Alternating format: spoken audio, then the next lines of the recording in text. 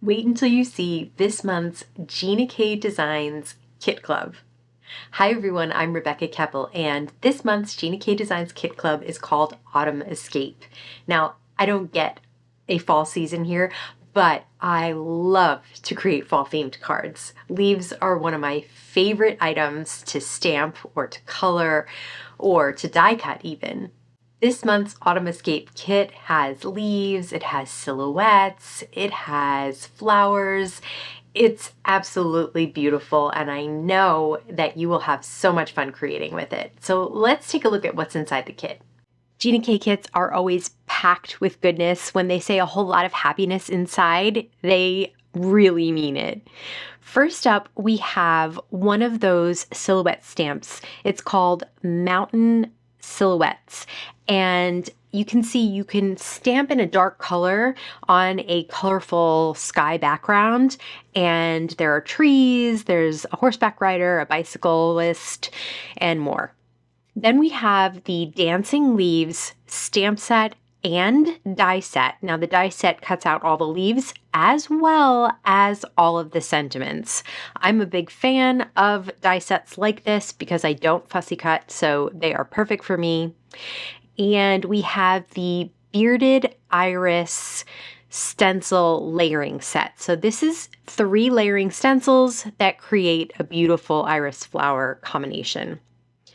Then we have the Mountain Scene stencil set, again a 3 stencil layering set.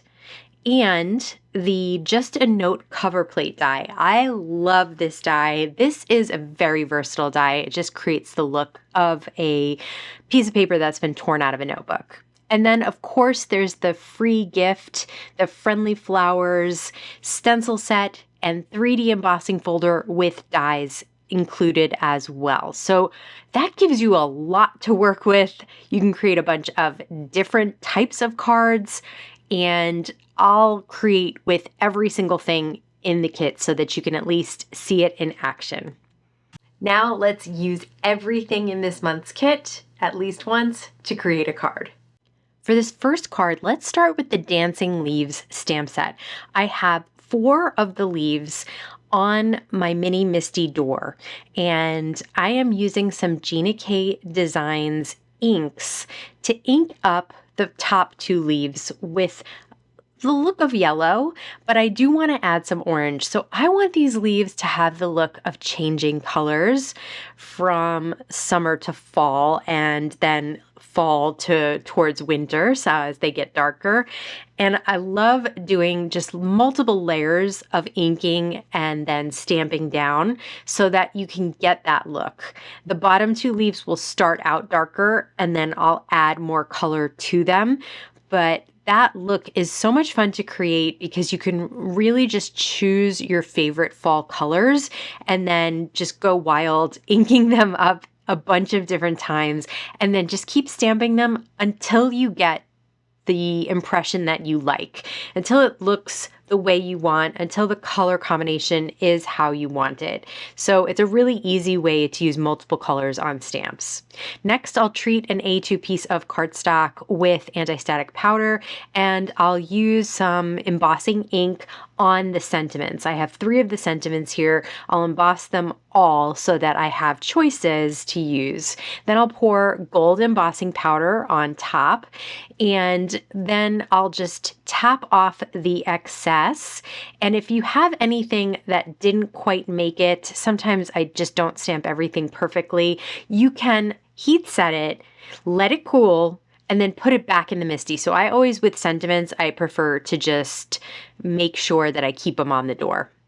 Next, I'll take a piece of Marigold cardstock. It's cut down to 4 by 5 1/4, and I'm using some Gina K ink at the top and blending it out towards the middle of the cardstock. This is sort of the same type of deal that I did with the leaves, but with ink blending instead of stamping. So I want that gradient of color to go from top to bottom there, and then I'll have the lighter color leaves at the bottom and the darker leaves at the top.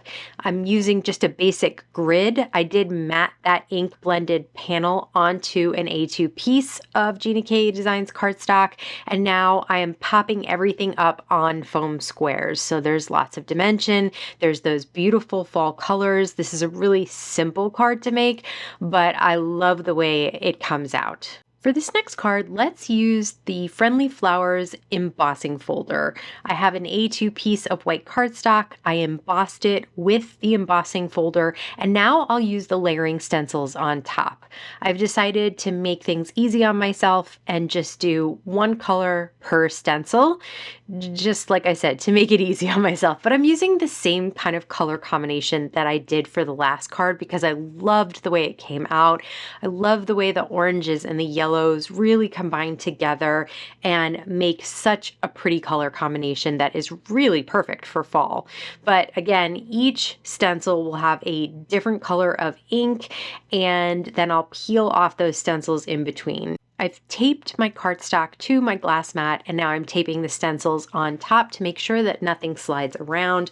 I'm using a large blending brush and, of course, my combination of Gina K inks that I absolutely love this combination of colors. I'll be using it again for sure. And then for the flower centers, I didn't have a brown that I thought would work for the flower centers in Gina K ink. So I did grab a Distress Oxide ink and colored in those flower centers. So there is the embossing folder with the layering stencil on top. So you get both that embossed edge, which is so pretty, as well as the colors with the stencil.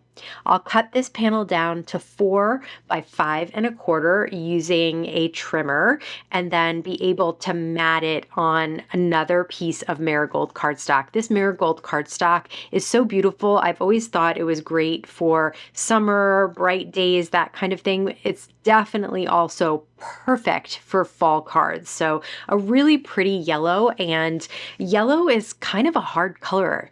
I added one of those sentiments from the last stamp set, the Dancing Leaves, and popped that up on top. Now let's use the embossing folder to emboss the die cut flowers. I like to die cut the flowers, pop them inside the embossing folder, and then run it through the die cut machine.